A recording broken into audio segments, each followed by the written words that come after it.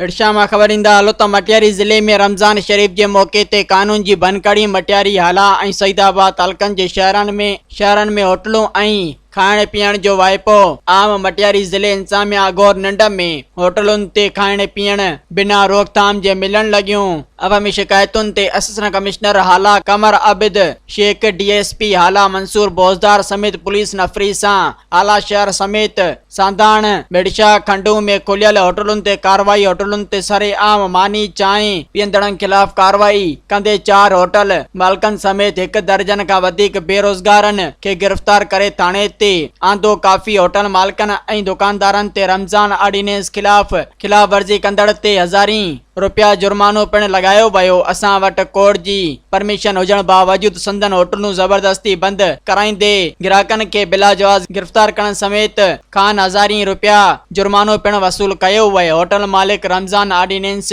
जी कंहिंखे इजाज़त न ॾिनी वेंदी। असिस्टेंट कमिश्नर हाला कमर आबिद शेख।